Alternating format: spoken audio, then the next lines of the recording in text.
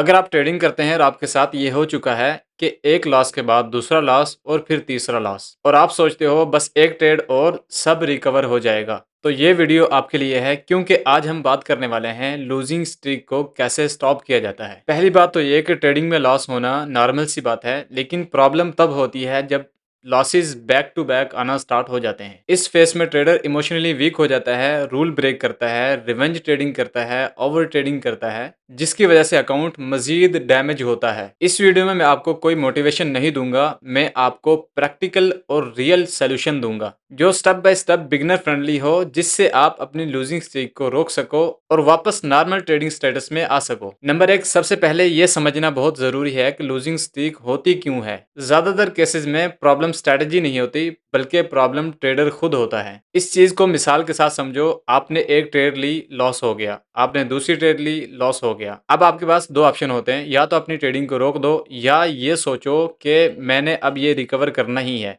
यहीं से losing streak start होती है। आप रूल को ब्रेक करते हो, रिस्क ज्यादा लेते हो, सेटअप को इग्नोर करते हो और फिर लॉस कंट्रोल से बाहर हो जाता है। नंबर दो, सबसे पहला सेटअप है कि आप ट्रेडिंग को रोक दो। ये लूजिंग स्ट्रीक को रोकने का सबसे पहला और सबसे इम्पोर्टेंट हिस्सा है। ट्रेडिंग स्टॉप करने का मतलब है कंप्लीटली स्टॉप करना। चाहे आपके 5 लॉस हुए हों, चाहे आपके 10 लॉस हुए हों, चाहे आपका फंडेड अकाउंट ब्लो हो गया हो। एयर लाइफ एग्जांपल लेते हैं, जैसे आप बाइक चला रहे हो, आपकी बाइक की ब्रेक फेल हो जाती है। अब आप क्या करोगे?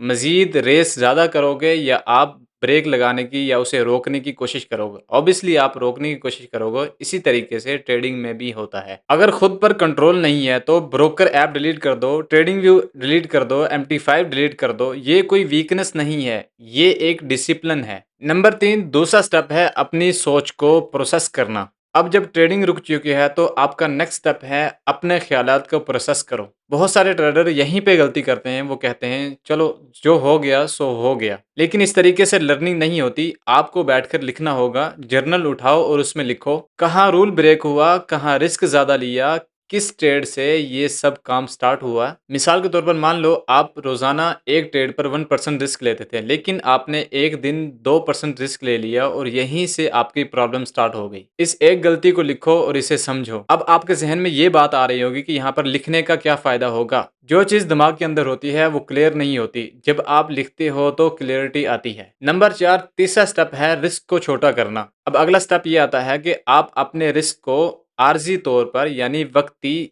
कम कर दो, क्योंकि इस स्टेज पर हमारा इरादा पैसा बनाना नहीं होता, बल्कि अपने डिसिप्लिन को टेस्ट करना होता है। मिसाल के तौर पर जिस तरीके से आप पहले एक ट्रेड पर $500 रिस्क लेते थे, तो आप उसे 250 या 200 या 150 कर दो। अगर फंडेड अकाउंट आपका ब्लो हुआ है तो सबसे छोटा अकाउंट लो और उस पर भी 1% नहीं बल्कि 0.5% रिस्क लेना स्टार्ट करो। सोचो जिस तरीके से आप ड्राइविंग टेस्ट के बाद पहले स्लो ड्राइव करते हो, फिर उसके बाद कंट्रोल लेते हो, फिर स्पीड पकड़ते हो, ट्रेडिंग में भी इसी तरह है। नंबर 5, चौथा स्टेप है चेकलिस्ट ट्रेडिंग। अब आता है ट्रेडिंग में सबसे पावरफुल सेटअप, चेकलिस्ट। आपने एक चेकलिस्ट बनानी है और उसमें ये 4 सवाल लिखने हैं और हर ट्रेड लेने से पहले वहां पर ये देखना है। नंबर 1, क्या रिस्क कम है? नंबर 2, क्या सेटअप मेरी ट्रेडिंग स्ट्रैटेजी के रूल को फॉलो करता है? नंबर 3, क्या रिस्क रिवार्ड रेशो 1/2 है? नंबर 4, जो मैं ट्रेड ले रहा हूँ क्या इसमें मैंने सब्र के साथ इंतजार किया है? अगर इनमें से कोई एक जवाब भी नो में आता है तो आप वहां पर ट्रेड ना लो।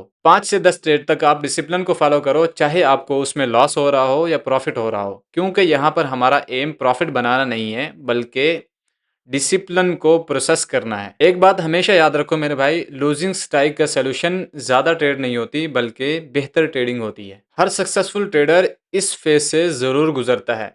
फर्क सिर्फ इतना होता है कि कुछ ट्रेडर जो हैं वो सीख कर आगे निकल जाते हैं और कुछ ट्रेडर सेम गलतियों को रिपीट करते रहते हैं। अगर आपको इस वीडियो से कुछ भी सीखने को मिला हो तो प्लीज़ लाइक ज़रूर कीजिएगा और कमेंट में ये ज़रूर बताइएगा कि क्या आप भी अपनी ट्रेडिंग जर्नी में लूजिंग स्ट्राइक से गुजरे हो। अगर आपका जवाब हाँ है और आप उस फेज से अच्छे तरीके से गुजर कर आप प्रॉफिटेबल हो तो मुबारक हो। अगर नहीं तो जो चीज़ें मैंने आपको बताई हैं, जो रूल बताए हैं, उस तरीके से अमल करो, इंशाल्लाह आपका फेस ये क्लियर हो जाएगा और दोबारा परेशानी नहीं आएगी।